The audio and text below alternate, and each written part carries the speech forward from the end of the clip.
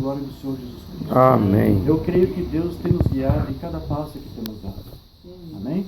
Amém. E que Deus nos ajude e que Ele possa aqui abrir os olhos do nosso entendimento para receber uma porção da sua palavra e que ela possa encorajar a nós e estimular a nossa fé e nos dar o aperfeiçoamento, porque nós cremos que é a revelação da palavra que aperfeiçoa a igreja, o corpo de Cristo.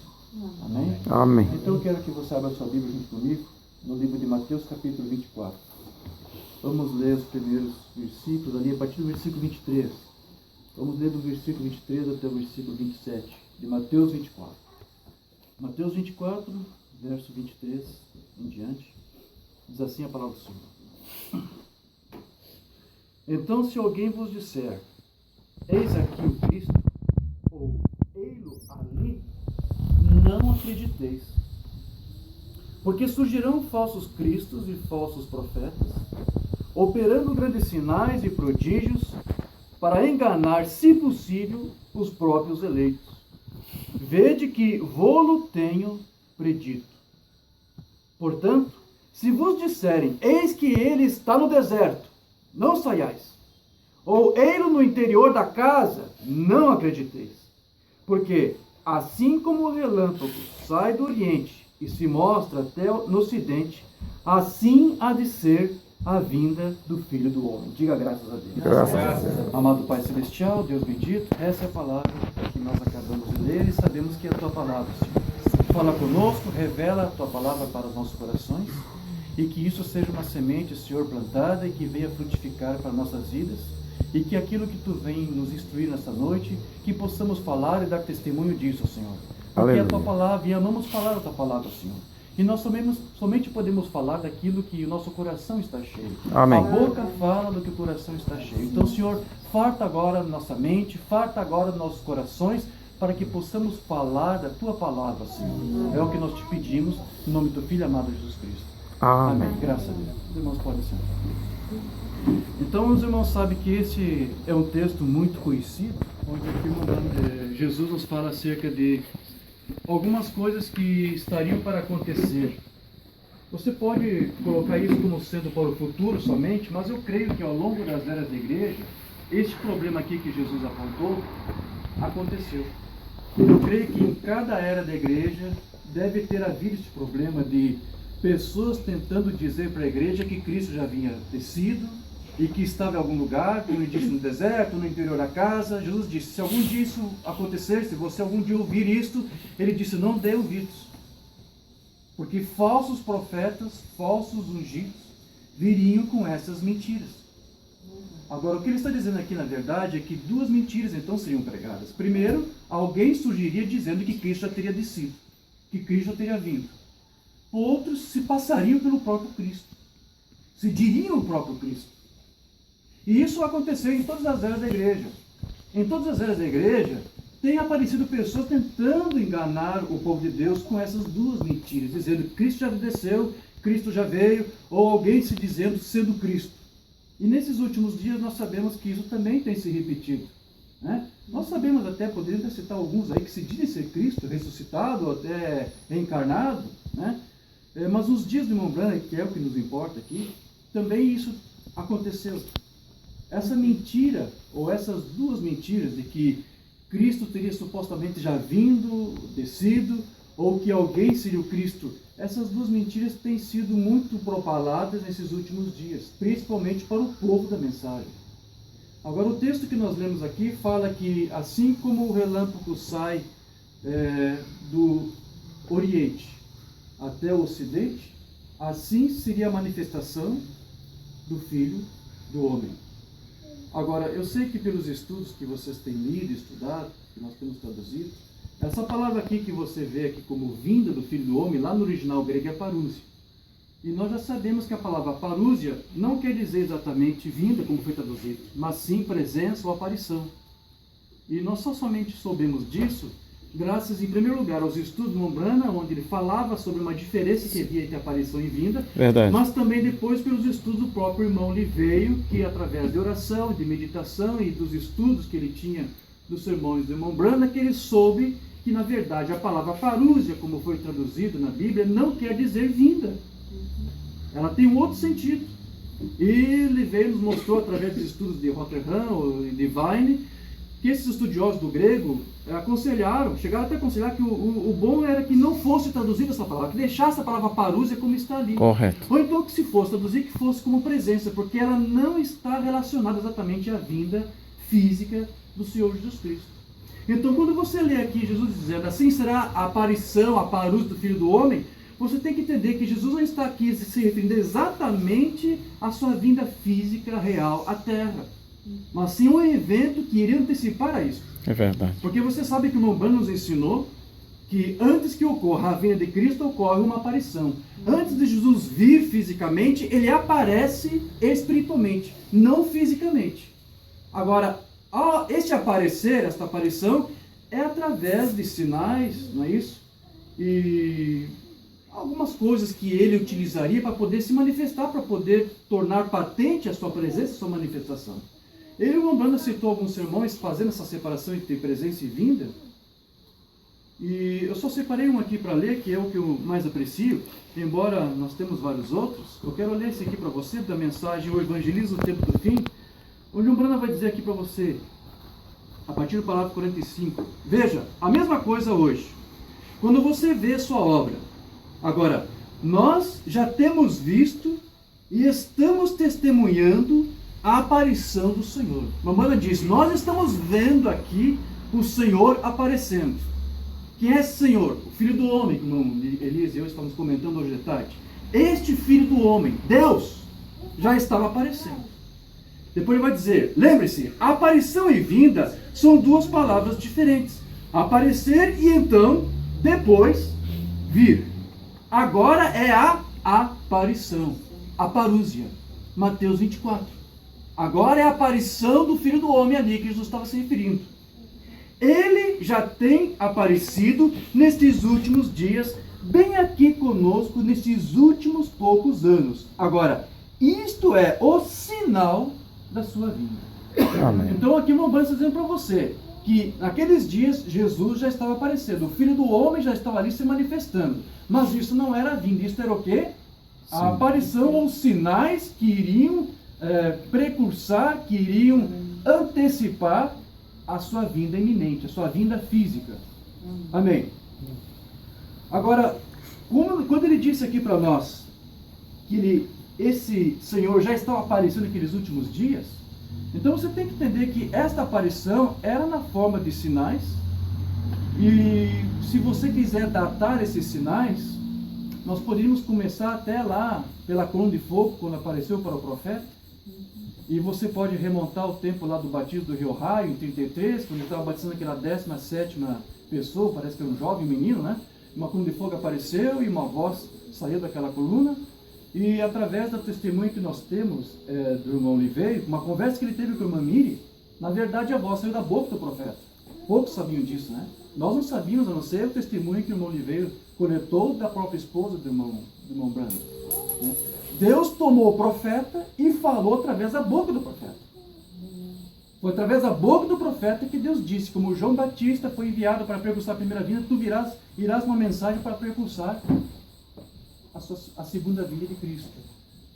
Então, mas antes mesmo de Deus aparecer ali, daquela forma tão nítida, porque Romano disse que alguns que viram aquele fenômeno, alguns correram, alguns desmaiaram, alguns ficaram assustados, não é isso? Mas antes mesmo disso, antes de ele aparecer de uma forma tão pública, tão notória, ele já estava aparecendo antes. No seu nascimento, você sabe, o irmão Branham nos contou no seu testemunho, naquela cabana lá em Kentucky, uma coluna de fogo apareceu, quando ele estava ali, logo após o seu nascimento. Ele também vai contar que uma voz falava com ele, no turbilhinho, no redemoinho de vento, nas árvores. Isso tudo aqui, queridos, isso tudo é essa aparência do Filho do Homem, essa aparição do Filho do Homem.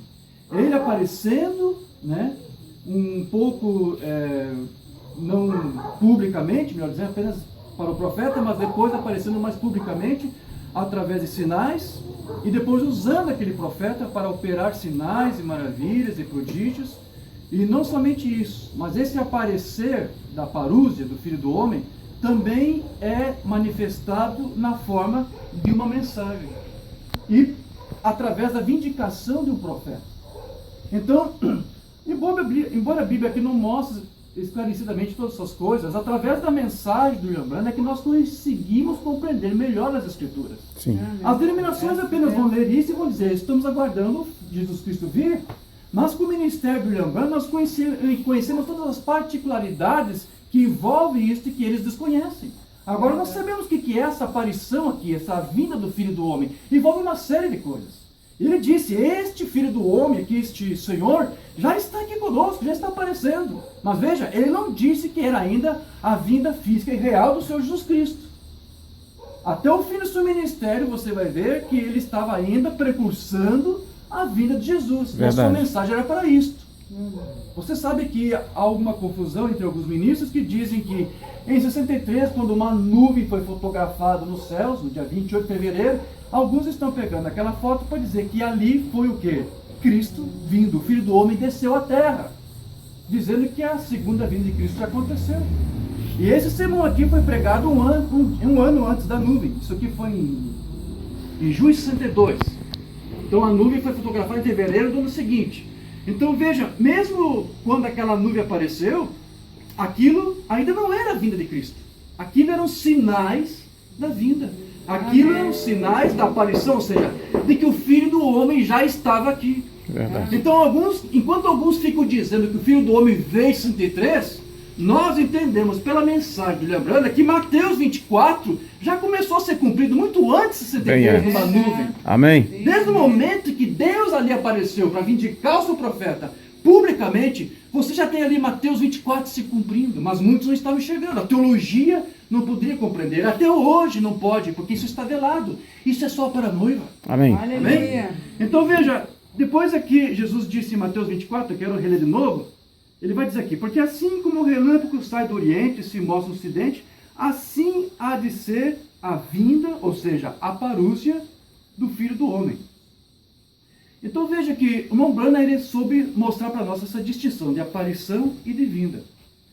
Mas, além de alguns não conseguirem entender essa distinção que o irmão Branham fez, existe também um outro problema que parece que dificulta ainda mais os estudantes da mensagem, os ministros. Porque embora o irmão Branham tenha feito essa diferença de parúsia para a vinda, em algumas ocasiões, quando ele vai se referir à aparição, que não tem nada a ver com a vinda física de Jesus, ele usava a palavra vinda. Mas não está se referindo à vinda física, mas sim à aparição. E outras vezes, quando ele falava a palavra vinda, ele estava se referindo à aparição, não à vinda física. Você conseguiu entender isso? Sim. Eu não vou aqui citar para você os exemplos aqui, porque eu tenho separado alguns estudos, mas eu vou limitar o estudo aqui para você. Mas alguns não conseguiram entender isso.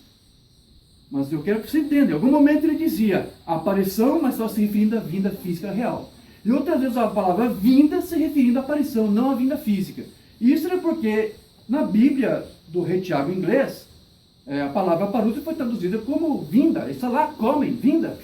Então às vezes ele usava a palavra vinda como está na sua tradução. Mas ele nem sempre estava se referindo exatamente à vinda física e real, mas sim à aparição. Esses sinais que ele disse que já estavam acontecendo ali naqueles últimos poucos anos. Então alguns sermões, quando ele fala dessa aparição aqui, ele vai usar a palavra vinda. E por usar a palavra vinda, alguns têm pegado essas declarações para dizer: veja, o irmão Branham está dizendo, a vinda de Cristo já aconteceu. Então, há uma dificuldade de alguns entenderem. Mas quando você tem o quadro completo do ensino doutrinário do irmão Branham, você não pode se confundir. É verdade, irmão. Então, só com essa questão da nuvem, muitos se confundiram. Porque eles dizem que a nuvem mostra que quando o irmão Branham estava caçando, os 7 anjos apareceram naquela nuvem que foi fotografada, e aquilo foi a vinda de Cristo. Cristo já veio fisicamente, e não é verdade. Tanto que alguns até se confundem com as datas, né? Porque há uma distinção entre a data em que a nuvem foi fotografada e a data em que os 7 anjos apareceram para o profeta. Durante muitos anos essa mensagem pregou-se uma tradição. Muitos ensinaram que os 2 eventos aconteceram no mesmo dia. Muitos pensaram que o irmão Branham estava caçando o javali no dia 28 de fevereiro, no dia em que a foto foi tirada, da nuvem. E não, o irmão Branham estava caçando em março. No dia da foto, a temporada de caça nem havia começado ainda. Então, pelos testemunhos e pela até uma matéria que a irmã Rebecca Smith publicou e que nós traduzimos, a revista Only Believe, ela fez um pequeno itinerário mostrando passo a passo aqueles eventos que anteciparam tanto a foto da nuvem, quanto o momento em que o Umbanda foi caçar e teve encontro com os anjos. Então, de acordo com aquela cronologia que ela fez, Umbanda foi caçar javali lá pelo dia 5 ou 6 de março, e no dia 8 de março, os 7 anjos apareceram para ele. Então, não foi no mesmo dia que a foto da nuvem foi tirada. Mas são eventos de uma mesma natureza, porque Umbanda disse que a nuvem foi projetada ou feita por aqueles 7 anjos. Verdade. Certo? Mas eles somente apareceram para o profeta quando ele esteve ali caçando javalina. Então, como alguns não conseguem entender e misturar os dois eventos por uma tradição que lhes foi legada, então alguns dizem, olha, no dia 28 de fevereiro de 63, Cristo desceu, porque ali estava Umbanda se encontrando com aqueles anjos que formaram aquela nuvem. Então agora, como alguns já estão entendendo que é uma distinção, eles estão sendo obrigados a reformular essa teologia.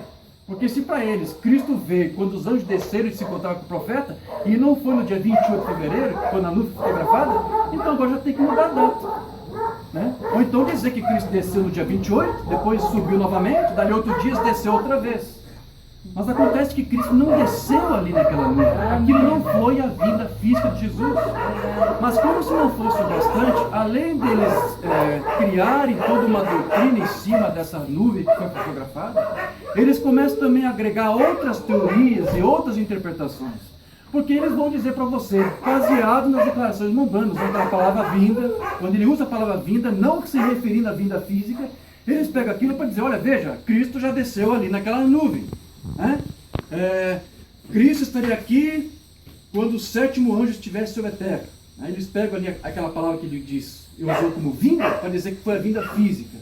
Aí então eles começam a fazer outras adequações e dizem, então o cordeiro já desceu, os 7 selos já foram rompidos, né? Porque os mistérios foram revelados e os 7 selos já foram rompidos, então o cordeiro já desceu, ele já saiu do seu ponto de intercessão, já acabou a intercessão, não há mais misericórdia, não há mais sangue, o último eleito já entrou, e tem alguns dizendo que até o arrebatamento já aconteceu, ou seja, converter o arrebatamento numa coisa cósmica, uma coisa gnóstica, dando um outro sentido espiritual. Eles têm criado várias teorias em cima disso.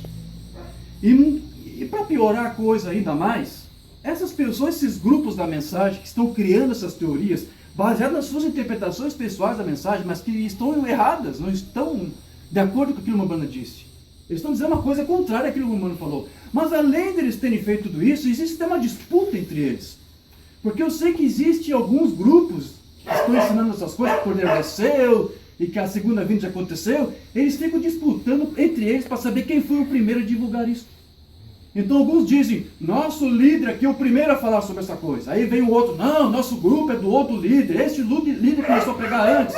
Vocês chegaram muito atrasados. Né? E tem um outro grupo que eu conheço que diz assim, não, nosso líder se antecipou a todos os outros, porque ele estava ainda ministrando nos dias que o profeta estava vivo. O Umbanda estava vivo e nosso líder já estava pregando lá no seu tabernáculo, que o cordeiro já desceu, já se do trono, que a intercessão acabou. Então eles ficam tomando isso como vindicação. Nosso líder estava pregando isso muito antes de todos, porque o profeta estava vivo. Só que eles não sabem um testemunho que nós temos, que eu quero ler aqui para você, que eu traduzi no sermão do irmão Brian, onde ele conta que pouco antes de irmão Brian falecer, ele tinha conhecimento de que havia várias versões da sua mensagem. Irmão Brian disse assim na mensagem Doutrina número 7, é uma série que nós temos traduzido.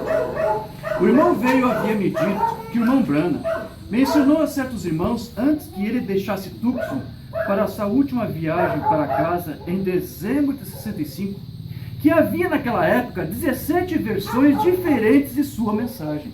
Ou seja, havia 17 líderes, 17 tabernáculos pregando uma mensagem totalmente diferente daquilo que o Umbanda estava pregando. E o Umbanda sabia disso, porque ele era um profeta, ele tinha discernimento, ou Deus lhe mostrava. E eu creio que parece que alguns desses líderes até mandavam suas fitas para que ele as escutasse.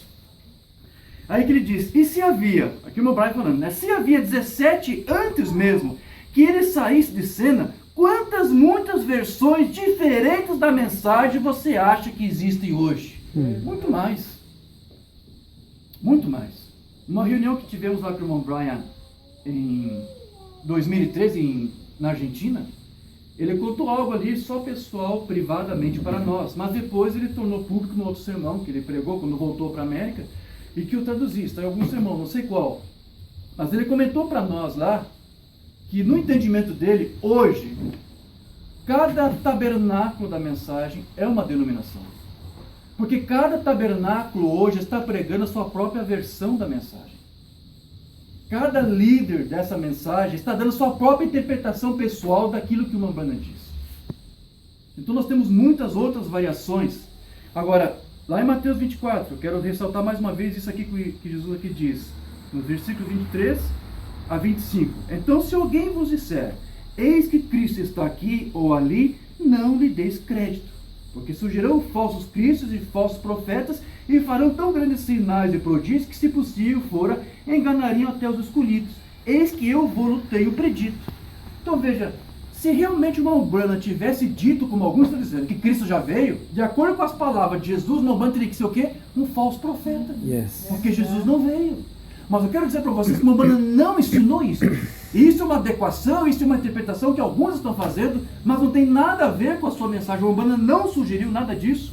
Você sabe que o Umbanda ele pregava que havia 3 vindas de Cristo, não é isso? Sim. As denominações falam em 2 vindas. A primeira, quando ele veio lá, quando ele foi sacrificado, e eles falam de uma segunda vinda, que é quando Cristo vai vir. Só que o Umbanda ele fazia uma divisão, né? Ele dividia essa segunda vinda em 2 partes. Então ele falava de uma terceira vinda, não é isso? Então eu quero ler aqui para você só alguns sermões onde ele trata sobre isso. A primeira vez que o Umbanda mencionou que Cristo viria 3 vezes, você vai contar numa mensagem que nós não temos traduzida, do dia 13 de janeiro de 54, chamada Perguntas e Respostas. Nós não temos traduzido esse sermão aqui. Então aqui o Umbanda vai dizer, pela primeira vez ele vai dizer isso. Cristo vem 3 vezes. Na primeira vez, ele veio para redimir a sua igreja. Isso está certo? Na segunda vez, ele vem para receber a sua igreja. Na terceira vez, ele vem com a sua igreja arrebatada. Amém. Vê? Ele veio para redimi-la, primeira vinda. Ele vem para arrebatá-la e ser levada no tempo das pragas e assim por diante. Isso é na segunda vinda. Retorna para o milênio, vive através do milênio, e então o grande rei e rainha descem para o juízo. Isso é que a terceira vinda. Então veja que o Umbanda falava que o arrebatamento da igreja só vai acontecer quando Cristo vier para tomá-la. Então, se Cristo tivesse vindo, o arrebatamento já deveria ter acontecido. Com certeza, verdade. Amém. Uma outra mensagem que também não temos traduzido, foi a segunda vez que ele falou das 3 vindas, mensagem O Anjo do Pacto, do dia 1º de março de 54. Também não temos traduzido. Aqui ele diz, existe uma parte de nós que é imortal. Nenhum átomo, nenhum hidrogênio ou coisa alguma é necessário para isso. É espírito. Nós seremos apanhados em um momento, num abrir e fechar dos olhos, ao encontro do Senhor nos ares. Há 3 vindas do Senhor, você sabe disso. Existem 3 em tudo na Escritura. 3 é o número perfeito de Deus. 3, 7, 12, 24, 40, 50. Mas 3 vezes ele veio. Uma vez para redimir a sua noiva. Da próxima vez que ele vem, vamos encontrá-lo nos ares. Glória Nós a não Deus. vamos encontrar com ele aqui na terra. É isso que está dizendo. Para receber a sua noiva. Ele vem na próxima vez no milênio com a sua noiva. Terceira vinda. Isso é depois que a ceia das bodas terminarem. Nós voltaremos para o milênio. Amém. Então veja, se Cristo já tivesse vindo, essa ceia das bodas do Cordeiro já deveria ter acontecido também. Assim como o arrebatamento. Amém. Mas há mais uma mensagem aqui que o Umbanda disse sobre as 3 vindas que eu quero ler para você, que eu acho muito importante o que ele vai dizer aqui. Na mensagem Redenção pelo Juízo, também não temos traduzida, do dia 14 de novembro de 54. O Umbanda vai dizer aqui. Agora, então existem 3 vindas do Senhor. O Senhor Jesus veio pela primeira vez para redimir a sua noiva, quando ele foi morto na cruz do Calvário. Ele redimiu e nos comprou com seu sangue. Amém. Ele vem pela segunda vez para receber a sua noiva. Ele vem na terceira com a sua noiva. Veja, nós, agora preste atenção aqui. Ele não vem à terra na próxima vinda. Somos simplesmente arrebatados para encontrá-lo nos ares. Aleluia. Mas irmão Jorge, mas é aquela nuvem, aquilo não foi a vinda. Ele disse, Cristo não desce à terra na sua segunda vinda. Amém. Amém. Você só vai vê-lo na segunda vinda quando você for arrebatado nos ares. Lá você irá encontrá-lo. Então lá nos ares você poderá vê-lo e dizer, agora Cristo veio. Amém. Mas quando isso acontecer, os que ficarem na terra nem saberão disso. Verdade. Amém? Amém. Então veja, você sabe como é que o Mobão interpretava aquela parábola das virgens, né? As virgens nécias. As 10 virgens. Sim. 5 eram nécias, 5 eram sábias. Não é isso? E você sabe que 5 foram de encontro à esposa, que eram sábias, mas 5 virgens nécias não se encontraram com o esposo. Essas ficaram, não é isso? Sim. Mambana faz disso um tipo para dizer que a denominação, as denominações que estão presas a sistemas, a credos, a estatutos denominacionais, eles não reconheceram Cristo, não se prepararam. Essas ficarão. Mas as virgens sábias, que é a noiva de Cristo, essa subirá. Sim. Amém. Agora, quando ali naquela parábola Cristo veio de encontro com as virgens e a tomou, as que ficaram, essas que ficaram sabiam que o esposo veio, mas elas não puderam se encontrar com ele. Correto. Então, pela interpretação que o Mambante tinha na parábola, os únicos que poderão ficar aqui dizendo para você que Cristo veio são as virgens nécias. É verdade. Porque elas vão ficar aqui. As virgens sábias não vão ter tempo de ficar aqui testemunhando que Cristo veio. Elas já estarão subindo. Aleluia. Não terão tempo, porque Cristo não desce à terra na sua segunda vinda. Amém. As virgens sábias não estarão aqui para dizer, olha, Cristo já está chegando, Cristo já está aqui. Não. Então esse povo que fica dizendo para você que Cristo já desceu, que Cristo já veio, o que elas são? Virgens nécias. Já são por antecipação, ou melhor, já estão por antecipação. Timóteo, é de fato, você não vai ficar aqui para dar testemunho, você já vai subir lá para se encontrar com o esposo. Aleluia. Amém. Então veja, eu quero continuar a leitura, porque depois o Mambana aqui vai mostrar nesse sermão um pequeno quadro para ilustrar para você essa segunda vinda. Da noiva se encontrando com o seu noivo. Porque depois ele vai dizer aqui, veja, a bela história de Rebeca, e de como ela montou sobre o camelo, e foi ao encontro de Isaac com Eliezer, aquele que Abraão enviou para buscar uma noiva para Isaac. A palavra Eliezer quer dizer Deus ajuda. Fiz a pesquisa e descobri que quer dizer isso. Foi por isso que Moisés deu o nome de Eliezer para um de seus filhos, né? Porque Deus o salvou da espada do faraó. Deus me ajudou, Deus me livrou. Então a palavra Eliezer quer dizer Deus ajuda. Então, de uma certa forma, Deus ali estava ajudando Abraão, né, a conseguir uma esposa para o seu filho Isaac. Ok. E Isaac, sendo um tipo de Cristo, o Filho de Deus, o qual ele era o filho de Abraão, que herdou todos os produtos de Abraão e tudo que ele tinha. Ele estava fora no campo no tempo do entardecer. Lembra que Mambana disse? Né? Que assim como o relâmpago sai do leste, do oriente, e se manifesta no entardecer, no oeste, né? No ocidente, assim será a aparição, e assim também será a vinda, porque o Cristo também virá e se manifestará no entardecer. Ok.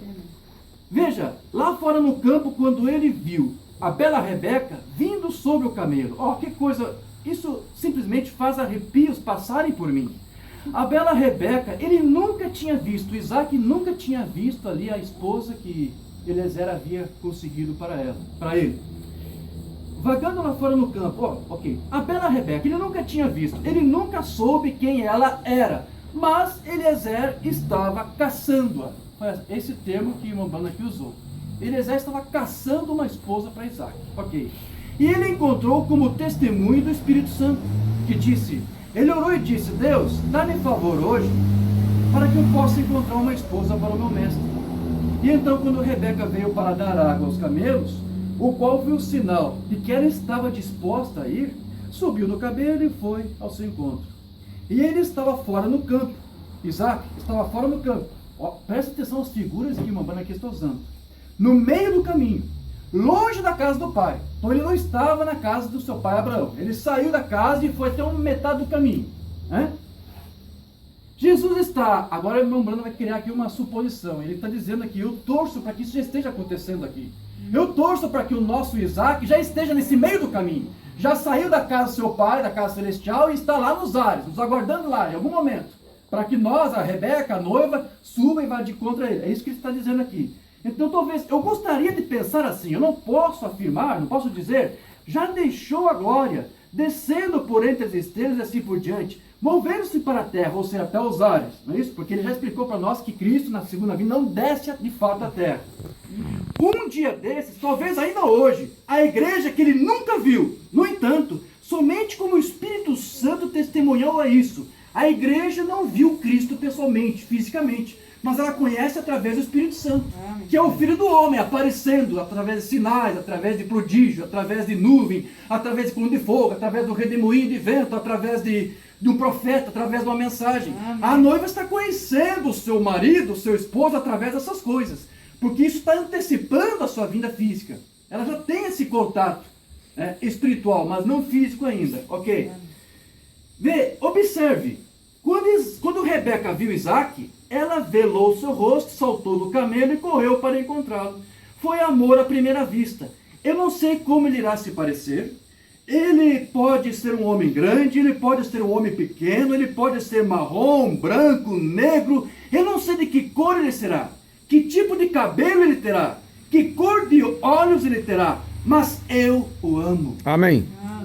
Não me importa com o que ele se parece, eu o amo, sim Senhor, e a igreja o amará. Amém. Então, mas veja, presta atenção aqui nas figuras que o Mambana aqui está dizendo. Está dizendo que Rebeca não conheceu seu esposo até que ela foi de encontro a ele, então o esposo, no metade do caminho, veio de encontro a sua esposa, e foi amor à primeira vista. Assim será a segunda vinda. Cristo não desce à terra, o esposo não vem à terra, mas é a noiva que vai de encontro a ele nos ares, lá na metade do caminho. É isso que o Mambana está dizendo. Aleluia. Então ele nunca sugeriu nada, em momento algum, que Cristo teria que descer à terra e que aqui a noiva já teria esse contato com ele, já se casaria aqui. Não. Isso não aconteceu ainda nos seus dias e nem aconteceu ainda agora. Porque ainda há algo mais que deve acontecer. Há um tempo designado de Simão Brana para que todas essas coisas aconteçam. Ok. Então veja, aqui o Brana nos deu então uma figura de como que seria a segunda vinda. E aqui eu quero chamar a atenção mais uma vez para o que ele disse, que Isaac se encontraria com a Rebeca. Agora eu estou usando as figuras, né? Isaac, Cristo, se encontrará com a Rebeca, com a noiva, quando ela fosse levada e apresentada a ele, como foi lá no passado. E ele disse que foi através de quem? De Eliezer. Sim. Porque Rebeca foi com Eliezer, não é isso? Sim. Foi de encontro de Isaac com Eliezer. E foi exatamente isso que Deus revelou para ele numa visão chamada Além da Cortina do Templo. A noiva será apresentada para Cristo, ao seu esposo, por meio de um Eliezer, não é isso? Sim. Eu separei aqui, eu quero só ler essa parte onde ele fala sobre isso. Eu sei que você conhece esse relato do Mambana, não é isso? Até tem um sermão agora traduzido recentemente, Além da Cortina do Templo. O Mambana pega a publicação que foi colocada na revista dos Homens do Negócio Evangelho Completo. Eu traduzi essa publicação e depois ali, eu acho que um mês depois, 2 meses, não sei, o Mambana pegou aquela carta, aquele artigo do jornal, né, e leu todo para a igreja, que agora eu sei que foi traduzido. Então só quero ler essa parte aqui. A voz falou para mim: você sabe que está escrito na Bíblia que os profetas eram reunidos com o seu povo? Eu disse: sim, eu lembro disso nas escrituras, mas não são muitos desses Branham. A voz respondeu: esses não são Branham, esses são os seus convertidos. Está se referindo àquelas almas que apareceram ali, aquelas pessoas, né, em suas teofanias, com uma aparência de 15, 18, no máximo 18, 20 anos, né? Ok, esses são os teus convertidos, aqueles que você tem guiado ao Senhor. Algumas dessas mulheres que você pensa serem tão jovens e bonitas estavam com mais de 90 anos de idade quando você as guiou para o Senhor. Não te surpreenda deles a estarem clamando: meu precioso irmão. Depois a multidão gritou junto: se você não tivesse seguido em frente com o Evangelho, nós não estaríamos aqui. Oh, Deus. E nós fazemos parte desses aqui, né? Glória a Deus. Se ele não tivesse nos trazido essa mensagem, nós não estaríamos sequer aqui agora falando sobre isso. Amém. Eu perguntei: onde está Jesus? Eu quero vê-lo. As pessoas responderam: ele está um pouquinho mais acima. Algum dia ele virá a você. Você foi enviado como um líder.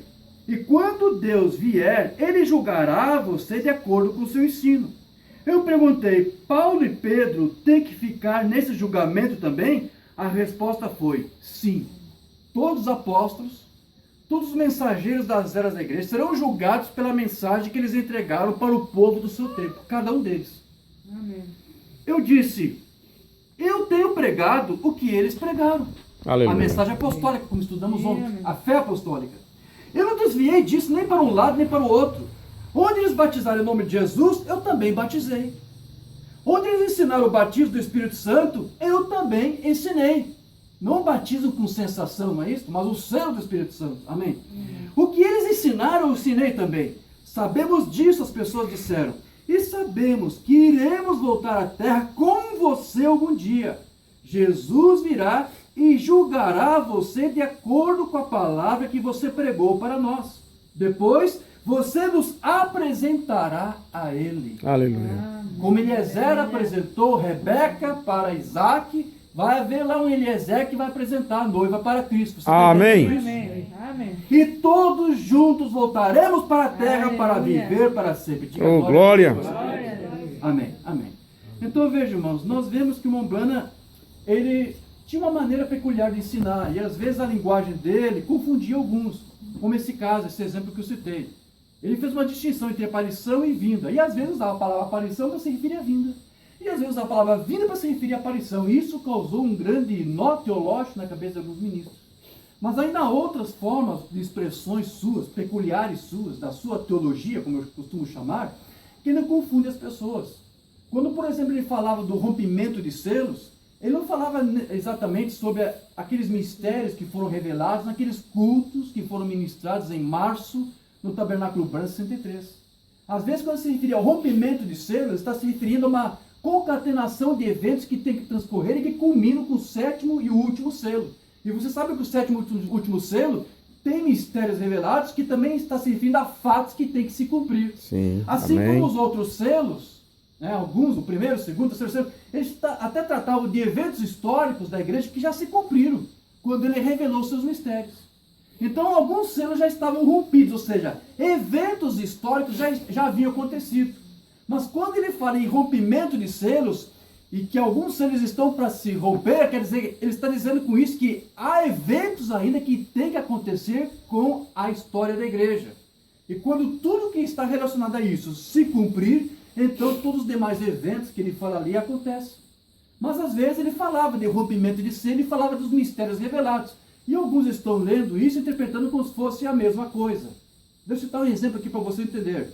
Quando ele falava que os selos estavam sendo revelados, eles entendiam que cada culto ali era um selo sendo rompido naquele mesmo tempo nos céus.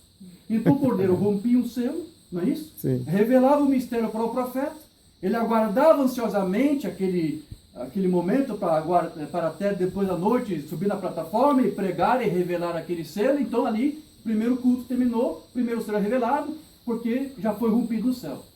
No segundo dia, o Mombrana aguardava o Cordeiro lá romper o segundo selo.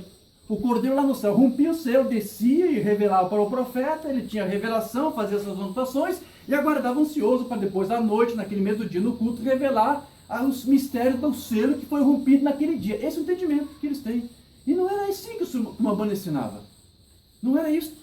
Agora deixa eu ler uma mensagem para você, porque eu não vou entrar em detalhes com isso. Nós já trabalhamos em outros cultos, mas eu quero só ler esse sermão aqui para você, porque esse aqui é uma declaração que o Mombrana faz e que alguns ao lerem se confundem. A mensagem primeiro selo, parágrafo 51. Aqui ele vai dizer assim: agora, os mistérios do selo, ou melhor, os mistérios do livro são revelados quando os selos são rompidos. Então, os mistérios foram revelados lá no Tabernáculo Branco? Foram. Né? Por quê? Porque os selos foram rompidos. Mas quando ele fala em selos rompidos, está se referindo também a eventos que tem que acontecer. Então, tem eventos que ainda não aconteceram. Então, nem tudo foi, usando a linguagem Mombrana, foi rompido. Você consegue entender isso? Deixa eu continuar lendo. Os mistérios do livro são revelados quando os selos são rompidos. E quando os selos estiverem completamente rompidos, ou seja, quando todos os eventos se cumprirem literalmente, não é isso? Então, o tempo da redenção está terminado. Porque o Cordeiro sai do posto de intercessão para reclamar os seus. Então, quando eles leem isso, eles dizem: então, se o Cordeiro desce quando os selos são rompidos, e se já foram rompidos, porque os mistérios foram revelados, então acabou. Eles vão dizer isso, né? Que o Cordeiro já desceu do seu posto de intercessão, e vão continuar lendo isso aqui, como algo que também já aconteceu. Ele era o mediador entre isto. Mas quando a verdadeira revelação acontece nos selos, à medida que eles começam a se romper, o Cordeiro está vindo do santuário. Está de acordo com a palavra. Nós lemos isso ontem à noite. Ele saiu do meio e tomou o livro. Então ele não é mais mediador. Porque eles até mesmo chamaram de leão, este é o rei, ele não é mediador então. Então veja, aqui o Mambana está dizendo que quando os selos são rompidos, não é isso? Quando os mistérios são revelados, o cordeiro sai do posto de intercessão. Agora, quando que isso vai acontecer? Quando todos os eventos estiverem relacionados e se cumprirem. Quando todos os eventos relacionados à igreja se cumprirem na sua totalidade. É disso que ele está falando. Então, quando foi que o cordeiro desceu? Quando foi que o cordeiro saiu do seu posto de intercessão? Quando o Mombrana pregou sobre os selos lá em 63? Não. Quando uma nuvem foi fotografada lá no dia 28 de fevereiro de 63? Não. Quando foi que, ou quando será que o cordeiro desce do seu posto de intercessão? Quando todos os selos forem rompidos, ou seja, quando todos os eventos relacionados à sua vinda se cumprirem. Amém. Só então que o cordeiro desce e toma o seu povo, e o arrebatamento acontece, e então já não há mais sangue para os que ficarem, acabou a intercessão, não há mais misericórdia. Mas como eles interpretam ao pé da letra, eles dizem, se os selos já foram revelados, então o cordeiro já desceu, quando o último mensagem lá do 7º selo foi pregado. É assim que eles interpretam. O cordeiro já desceu, acabou, não tem mais remissão. É assim. Eles pegam essa linguagem do Mombrana e criam uma doutrina escatológica mirabolante.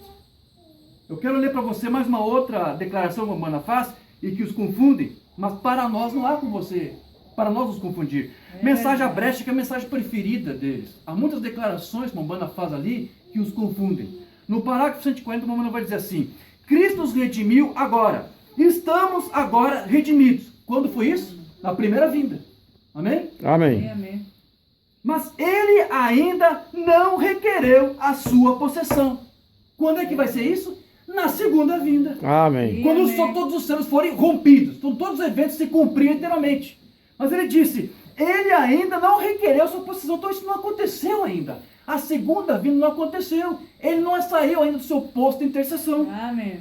Depois ele vai dizer, agora, você pode discordar disso, e alguns estão discordando disso. É verdade. Porque estão dizendo que o cordeiro já desceu, porque os selos já foram revelados, já foram abertos, não é isso? Mas aguente só um minuto, veja, nós veremos, está vendo? Ele não a requereu, está vendo? Se ele tomou o livro da redenção, tudo que Adão tinha e tudo que ele perdeu, Cristo redime de volta. E ele já nos redimiu. Quando foi isso? Lá na primeira vinda. Mas ele ainda não tomou posse. Ele não pode, até o tempo designado. E então virá a ressurreição.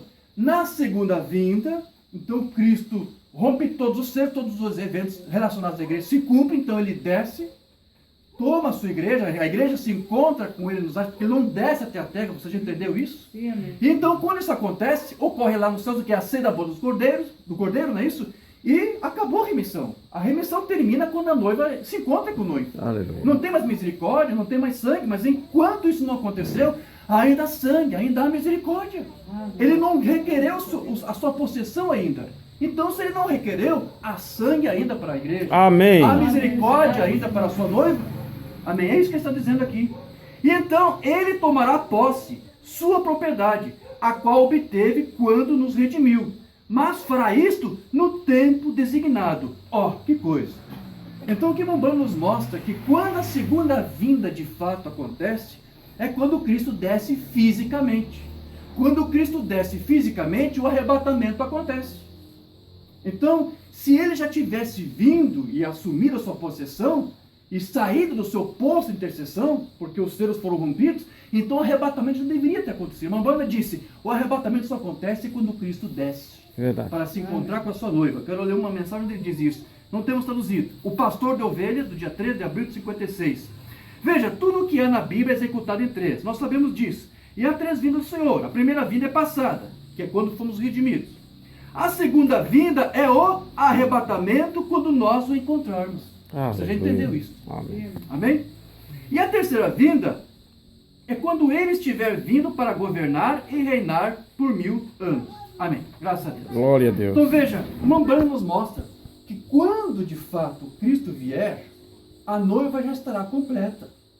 Enquanto estiver faltando um último eleito, Cristo não desce.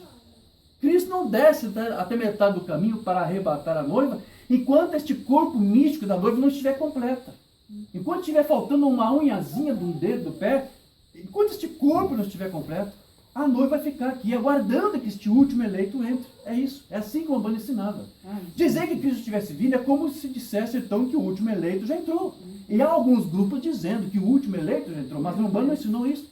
Quero ler para você, vou falar 2 sermões onde ele fala sobre isso.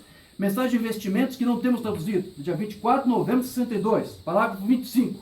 Então Noé entrou e a porta se fechou atrás dele. Noé não fechou a porta, Deus fechou a porta. E assim ele fará novamente quando o último membro do corpo de Cristo, ele interrompe. Ele nunca irá tornar isso um corpo anormal para você ou eu. Ou seja, na noiva não vai ficar faltando um, não vai ter um a mais. Não, vai ter exatamente o número exato daqueles que ele de antemão conheceu e predestinou e colocou no livro da vida do Cordeiro. Glória a Deus. A noiva vai estar completa, não vai ficar faltando ou vai ter um membro a mais. Nada disso. É melhor entrar enquanto há oportunidade. Não vai haver 6 dedos e uma mão, não haverá sequer 2 unhas e um dedo. Será um corpo perfeito e sem mancha. Quando aquele último membro for adicionado a esse corpo, Deus irá fechar a porta entre o juízo e a misericórdia. Oh, Deus. Outra coisa que o Umbanda ensinava é que quando Cristo vier, ele vai se voltar para os judeus. Quando Cristo vier para arrebatar a igreja, é porque o último eleito já entrou no corpo de Cristo, que é um gentil. Terá que ser, porque a noiva é gentílica. Sim. Então, quando o último membro da noiva gentílica entrar no corpo, o que vai acontecer? Acabou a remissão para os gentios, Deus se volta para os judeus. Quando Cristo desce, é quando então Israel recebe o seu Messias. Se Cristo já tivesse descido, como alguns estão dizendo, Israel já deveria estar confessando agora a Cristo como seu Senhor. E nem isso aconteceu, pois tampouco o último eleito entrou ainda. Mas só quero ler o sermão onde ele fala isso. Perguntas e respostas sobre Hebreus número 1. Paulo falando ali, disse para nós os gentios tomarmos cuidado com a maneira como nós andamos, o que nós fizemos. Vê? Porque se Deus não poupou o primeiro ramo, e sendo apenas enxertado, Israel que foi cegado por uma temporada, só por uma temporada Israel foi cegado. Isso mesmo. Mas o véu será tirado de seus olhos. Está falando de uma futura conversão nacional do povo judeu. E isso é quando o último gentil for nascido no reino de Deus. Então seu véu será tirado dos olhos de Israel. Isso já aconteceu? Você tem Israel confessando Jesus como Messias, Yeshua HaMashiach? Isso não aconteceu ainda. Amém? Amém. Está tão claro isso aqui para nós, irmãos. São mais 2 sermões aqui que eu quero ler para você, porque esse aqui é de 64. Né? Um paradoxo. Esse nós não temos traduzido. Jesus vem 3 vezes. Uma vez ele veio para redimir a sua esposa. Da próxima vez ele vem para levá-la para longe. Segunda vinda. A próxima vez, a terceira, ele vem com ela. 3 vindas. Por que eu li isso para você? 64. Estão dizendo que 63 Cristo já veio. Ora, se o Umbanda cresce que 63, no ano anterior, ele já tivesse vindo, então eu não teria dito aqui que ele vem na segunda vez para arrebatar a igreja, porque isso já teria acontecido. Verdade. Nem ele, que faz parte da igreja, estaria ali para falar disso, não é verdade? Amém. Então vejam, irmãos, o que o Umbanda ensinava para nós é que as vindas de Jesus são físicas, não espirituais. Alguns ministros estão convertendo a vinda de Cristo como uma vinda gnóstica, como tenho dito, mística e espiritual. Há um manifestar realmente espiritual agora, que não é a vinda. O Umbanda fez uma separação. Primeiro ele aparece, é a parúzia. Depois ele vem fisicamente. Então, quando ele falava das 3 vindas, ele não falou, em nenhum momento ele falou de uma vinda espiritual. Ele separou o momento em que Cristo apareceria de uma forma de sinais, de maravilhas, mas depois ele também fala para você que tem que haver uma vinda física. Correto. E a segunda vinda de Jesus para o irmão Branham não era espiritual, não era gnóstica, era física, era real. Quero ler um sermão para você onde ele diz isso. A semente da serpente, você conhece. Nós cremos na segunda vinda de Cristo. O corpo visível do Senhor, não espírito. Agora o que nós temos aqui é o manifestar do Filho do Homem. É a aparição. Mas não é a vinda. Isso não é a vinda, isso é aparecer.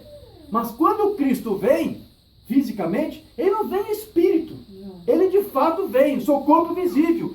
Mas o corpo do Senhor Jesus, não espírito, mas o corpo do Senhor Jesus, vindo outra vez em glória. Aleluia. Então, não pregava uma segunda vinda espiritual, como alguns estão ensinando. Cristo está aqui entre nós, é verdade, não é isso? Na forma do Espírito, preparando a sua noiva. Mas quando ele de fato vier, ele vai se encontrar com ela lá nos ares, no meio do caminho. Estou usando aquelas ilustrações que Mombana usou nas suas mensagens. Sim. Amém.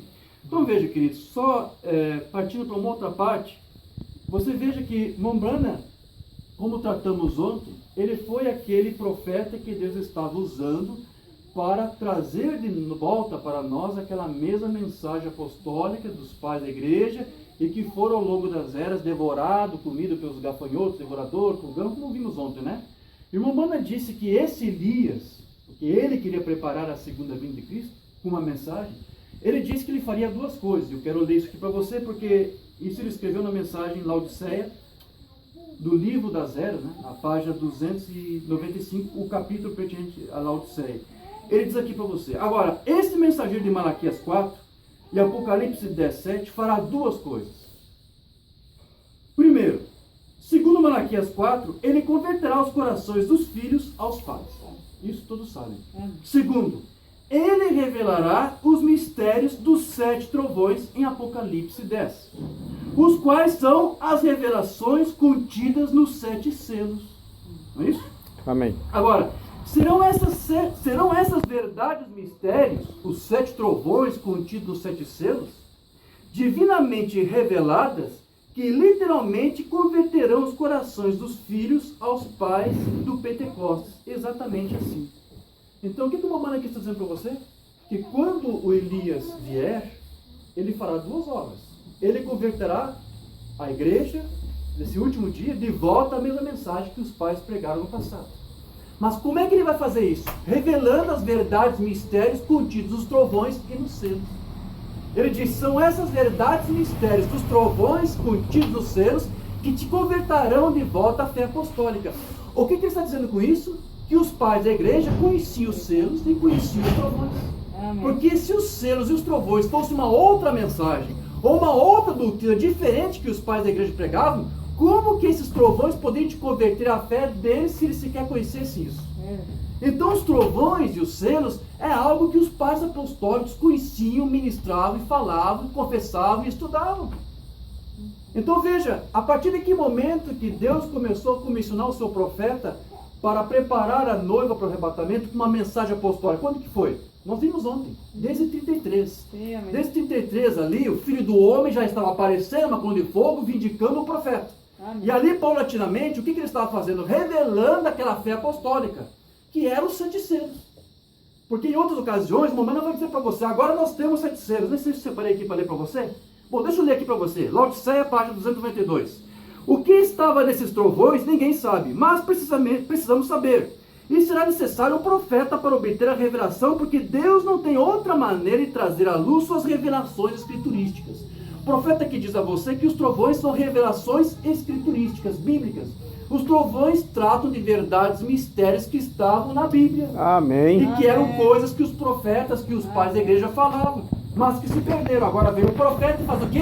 Revela a você divinamente os mistérios. Porque são esses mistérios, os trovões, dos selos, que te convertem à fé dos pais da igreja. Amém. Mas ele disse que isso aqui era uma coisa que estava encoberto para alguns. Não sei se separei isso aqui para ler. Vamos lá, não, acho que não separei. Não ia ler. Vamos lá, talvez eu tenha separado. Sim, deixa eu ler isso aqui para você. Ele disse isso na mensagem, tentando fazer um serviço para Deus. Aqui. Veja, eu creio que a palavra é a verdade. E a Bíblia diz: aquele que acrescentar uma palavra ou tirar uma palavra dela, tem de ser esta palavra. Está vendo? São os mistérios que as pessoas deixaram passar por alto. Bem aí mesmo.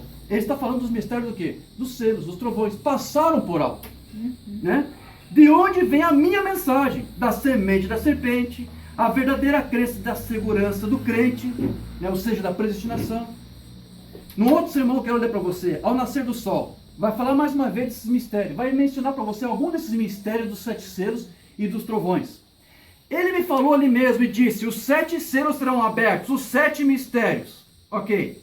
E nós, sendo um grupo pequeno e humilde em comparação com o resto do mundo, temos nos regozijado com essas bênçãos, havendo escutado esses mistérios. Que mistérios são esses? Dos 7 selos, dos trovões. Agora ele vai citar para você algum desses selos, desses trovões: casamento e divórcio, semente da serpente, e todas aquelas perguntas que nos têm sido completamente reveladas. Em outros sermões ele menciona deidade, Sim. Melquisedeque. Veja, isso ele disse, são os trovões, são os selos. Agora eu pergunto para você, esses temas casamento, divórcio, semente da serpente, predestinação, segurança do crente, será que só a partir de 63 começou a tocar nesse assunto? Não. Ele já começou a falar disso há muito mais tempo antes disso. É verdade. Então veja que em 63 o que aconteceu? Foi a abertura da palavra, ou seja, aquelas coisas que ele estava falando relacionadas aos selos, ele agora, a partir de 63, ele começa a tratar com profundidade, com mais clareza, com mais iluminação, com mais revelação. Mas ele já começou a tratar desse assunto muito antes de 63. Isso é verdade. Né? A semente de serpente, quando é que ele começou a pregar sobre isso? Lá nos anos 50. Ele cita em um outro sermão, não separei aqui para ler para você, ele disse, agora nós temos a revelação dos selos, agora compreendemos a deidade. Mas quando foi que ele começou a pregar a deidade? Muito antes do culto dos selos 63. Isso é os selos. Então veja, alguns estão dizendo para você entender a revelação dos selos, você tem que ler o sermão de 63 em diante. Eu estou dizendo aqui para você que para você entender os selos, os trovões, você tem que ler tudo que o Umbanda disse. Amém. Você tem que conhecer toda a sua mensagem. Amém. Porque desde 33 ele começou a revelar para você paulatinamente os trovões, os selos. A cada ano que passava, Deus ia dando mais revelação e complementava mais. Amém. Porém, nada além daquilo que vinha acrescentando depois, mudava aqueles fundamentos que já vinha pregando desde o início. Verdade. Você está entendendo isso? Aleluia, Jesus. Então, desde 33 até o fim do ministério dele, ele já estava tratando esses selos, esses trovões, que é a fé apostólica. Por isso que ele diz para você, como lemos ontem, que você não precisava de uma nova doutrina. Os trovões não são uma nova doutrina. Os trovões não são um novo ensino. Os trovões, os selos, é aquilo que está na Bíblia, mistérios, verdades, que agora o profeta restaura para você. Aleluia. Ele resolveu citar para você alguns desses: casamento, divórcio, semente da serpente, divindade, Melquisedeque. Numa série de Moliveira que estamos traduzindo, quem é Melquisedeque, ele chega até dizer, Melquisedeque é um dos temas relacionados aos trovões. Amém. Mas alguns não estão entendendo isso. Agora, desde quando que uma banda começou a falar sobre Melquisedeque? Só naquele sermão lá de 65? Você tem uma série Hebreus lá de 57, onde uma banda fala muita coisa sobre Melquisedeque. É verdade. O que é aquilo? Trovões, meu querido. Selos. Verdade. Você quer compreender trovões? Você quer compreender selos? Leia tudo. E não rejeite nada. Amém. Aleluia. Vou dizer para você por que você não pode rejeitar nada. Porque o Umbanda vai dizer algo aqui que eu quero que você guarde isso que ele vai dizer. Na mensagem, a semente não é herdeira com a palha. Nos outros cultos eu não tenho ministrado isso, disse que esse sermão não estava traduzido. Mas o irmão me mostrou que foi traduzido, eu não sabia. Então esse sermão aqui já tem traduzido, você conhece. Tem dois com um título parecido. Um é da Voz de Deus e outro de um outro ministério da palavra original. Esse aqui é da palavra original. Ok. Mas a divisão de parágrafos que eu coloquei aqui, como está no texto em inglês, 25 e 26. Eu quero que você preste atenção para o que o meu irmão vai dizer aqui. Agora, cerca de 6 meses depois disso, tive o meu primeiro batismo aqui embaixo no rio, quando a luz veio bem aqui na Rua Spring. Muitos de vocês podem querer descer e dar uma olhada nisso, na Rua Spring, na água, direito, na beira do rio. E lá é onde o anjo do Senhor apareceu em público, na forma como de fogo. Agora, o que era aquilo? A parúzia. Amém. Você já está entendendo isso? É a parúzia, o filho do homem, ele aparecendo. Amém. O Senhor apareceu em público, em primeiro lugar, e às 2 horas numa tarde. E uma voz veio disso e disse, como João Batista foi enviado, para precursar a primeira vinda de Cristo, tua mensagem precursará a segunda vinda. Agora, presta atenção no que vai dizer aqui. Isso são 30 anos mais tarde. Na verdade, são 32. Porque se você conta de 33 a 65, são 32 anos. Mas tudo bem. Então, são mais de 30 anos desde quando isso aconteceu. E aqui estou eu ainda, esta noite, proclamando esta mensagem. Amém. Que mensagem? Amém. Que vai precursar a segunda vinda de Cristo. Aleluia. A palavra precursar quer dizer tomar a dianteira, ir avante, tomar a frente. A mensagem toma a frente, ou seja, prepara você para o evento. Se essa segunda vinda já tivesse acontecido e alguém continuasse pregando uma mensagem que antecipa ou que prepara uma coisa que aconteceu, então não seria uma forma de precursar, mas seria de regressar. Então, se alguns que dizem que Cristo já veio, por que eles continuam pregando essa mensagem? Porque ela só serve para precursar a segunda vinda de Cristo. Se ele disse que já aconteceu, nem era mais para estar pregando. Não foi isso que o irmão comentou hoje? Agora, depois o irmão vai dizer aqui para você. Aqui. E ao redor do mundo, ela foi, e eu estou feliz por estar de volta à minha cidade natal, esta noite, para representar esse Senhor Jesus Cristo. Ele é nosso Eliezer. Veja, Eliezer estava representando Isaac para procurar uma Rebeca, não é isso? Eliezer não era Isaac, mas estava representando, estava em nome de Eliezer ali. William Branham não era o filho do homem. Mas ele estava ali representando, é isso que ele está dizendo. Ele é nosso Eliezer, representando o nosso esposo. Eu estou feliz de representar o Senhor Jesus Cristo, que eu ainda amo de todo o meu coração. Cada dia ele cresce ainda mais doce do que ele era no dia anterior. Agora, preste atenção nisso aqui. Eu nunca mudei nenhum iota em minha doutrina. Amém. Amém. A primeira coisa com que eu comecei, lá 32 anos atrás, eu ainda creio na mesma coisa esta noite. Aleluia. Entende por que o profeta disse que você não precisa de uma nova doutrina, de uma nova teoria, de uma nova revelação? Porque tudo que ele pregou era a mesma coisa que ele vinha pregando desde o início do ministério. Umbanda vinha revelando algo que Deus lhe dava e ele acrescentava isso, mas nada disso aumentava ou alterava, melhor, aquilo que ele já havia estabelecendo, os fundamentos que vai preparar a noiva para o arrebatamento. Mas ele disse, eu nunca precisei mudar um iota. A palavra iota quer dizer partícula, nenhuma milésima parte. Nunca precisei mudar nada ou corrigir nada do que eu disse. Então, queridos, lá em 1950, quando ele vai dizer para você uma mensagem, agora nós temos dois, o pai e o filho. Alguma vez precisou corrigir isso? Não. Ele disse, eu nunca precisei mudar nada. Creia no que ele disse ali. É a verdade, aquilo ali é a fé Amém. apostólica. Amém. Aquilo são selos, se você quiser interpretar assim também. Né? O que são os selos? Veja, se ele disse que a verdade apostólica são os trovões, então você pode interpretar que a fé apostólica são os selos restaurados. Porque os pais da igreja já trabalhavam, já tratavam disso. Então agora eles foram restaurados para você. Então quando ele vai dizer para você, agora nós temos, o pai agora faça a pergunta, Deus faça a pergunta, façamos o homem a nossa imagem e semelhança. Deus conversando com seu filho, né? Porque ele diz assim, quem? Pai e filho. Era um colóquio que estava havendo ali entre Deus e seu filho. Alguma vez ele precisou mudar isso? Ele disse, o que eu falei lá, desde o início até agora, eu nunca precisei mudar. Aleluia. Nem um iota de minha doutrina.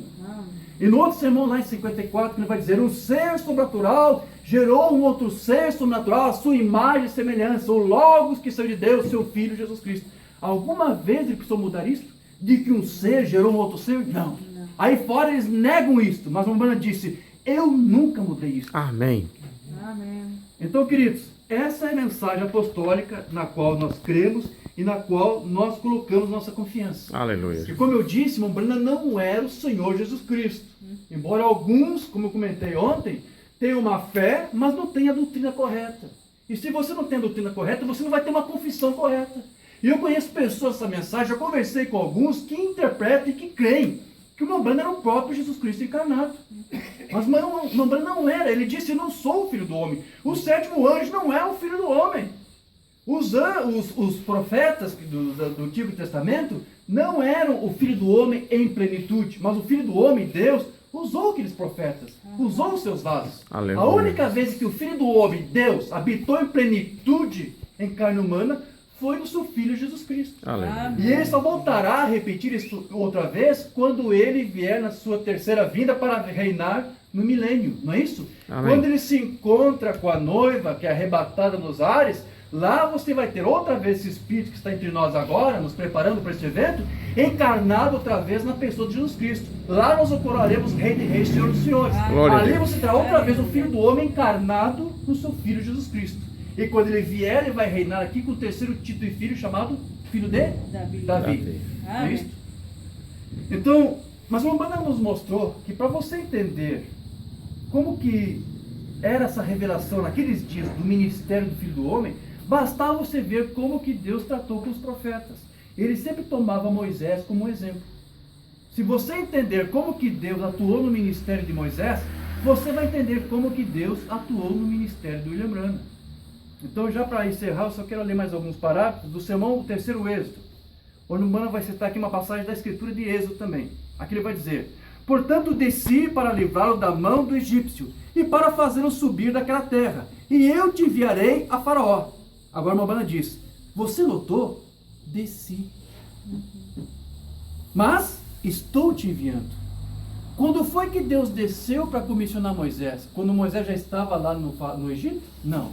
Deus desceu privadamente para o seu profeta quando ele comissionou e o levou para lá. Com uma mensagem. O Umbanda está tomando isso aqui como exemplo para você. Quando foi que o Filho do Homem desceu? Só naquela nuvem 63? Não. Lá em 33, Deus estava ali comissionando o seu profeta. Ali Deus desceu para comissionar o seu profeta, assim como Deus desceu para comissionar Moisés. Amém. Porque agora a Umbanda vai dizer aqui, Deus indo na forma de um homem. Quando Deus desceu e enviou Moisés para o Egito, ali era Deus na forma de um homem. Mas não em Amém. plenitude. E agora, nesse último dia, que você tem ali 33, Deus, o Filho do Homem, desce. E ele começa a se manifestar na forma de um homem. Aleluia. Não em plenitude, Amém. mas em uma porção, em uma medida. Com uma mensagem apostólica. Aleluia. Amém? Aleluia. Na outra mensagem desse mesmo sermão, ou no outro parágrafo, ele vai dizer aqui, vou só resumir para você. Viram Deus manifestado em um corpo de carne humana, que podia discernir o espírito, e dizer o que Sara estava dizendo atrás dele. Como foi nos dias de Ló, assim será na vinda do Filho do Homem. Nós vemos o Espírito Santo entre nós, fazendo a mesma coisa, trabalhando em carne humana. Deus agora, o Filho do Homem, manifestado em espírito, operando através da mensagem para formar uma igreja, para pôr uma igreja em ordem. Aleluia. É a mensagem apostólica que alinha a igreja, coloca ela em ordem e a prepara para o arrebatamento. Amém. Amém, graças a Deus. Então, queridos, para encerrar, só quero dizer para você o seguinte, por que há tantos enganos? Porque Jesus disse que haveriam falsos ungidos para enganar os escolhidos, se possível for. Mas por que então nós temos tantas pessoas sendo enganadas e confundidas?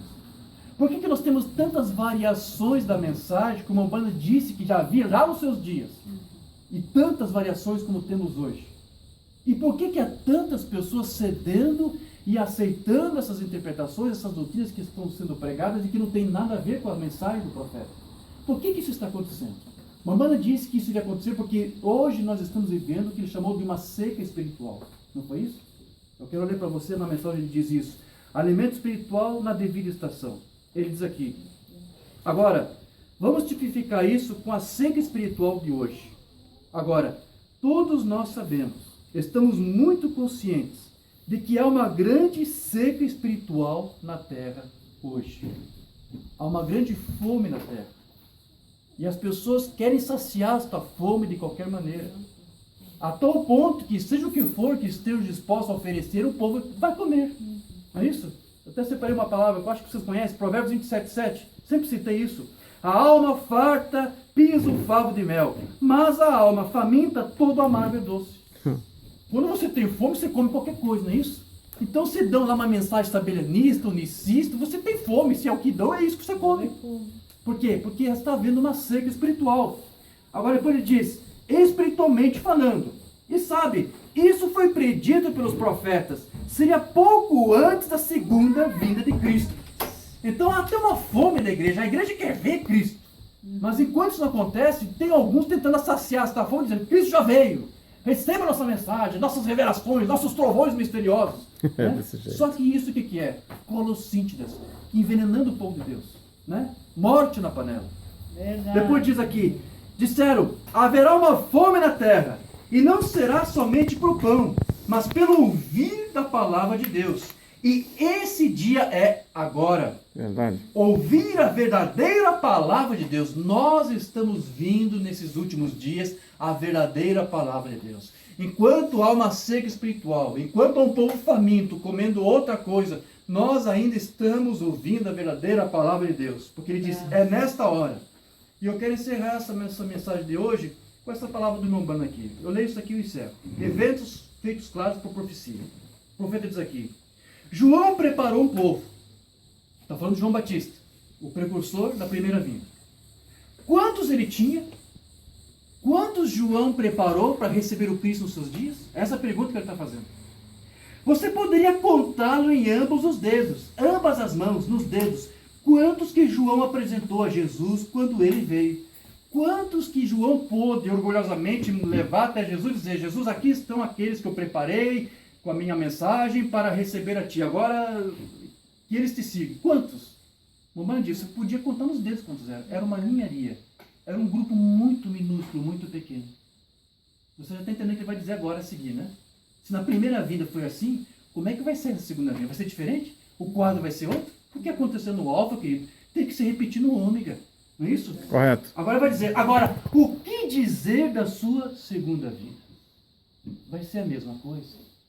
O Elias, nosso Eliezer, que vai nos apresentar para Cristo, né? Agora, nesse momento, ele está com a sua mensagem, porque, na verdade, o verdadeiro Elias quem é? É o Espírito Santo, é Deus, é o Filho do Homem. Ele usou aquele vaso lá para pregar a sua mensagem, Sim. mas era o Cristo, era o Filho ali manifestando, na forma do Espírito Santo, a sua mensagem, preparando uma noiva, usando aquele vaso. Então, ele é o verdadeiro Elias. O Espírito Santo é o verdadeiro Elias. Amém. Ok? Então, quantos que estão sendo realmente despertados nos últimos dias para ouvir essa verdadeira palavra que uma banda disse aqui? Quantos? Jesus disse, né? Quando o Filho do Homem vier, né? Ele encontrará fé na terra. Aí uma banda diz, pense nisso. O que dizer da sua segunda vinda? Pense nisso.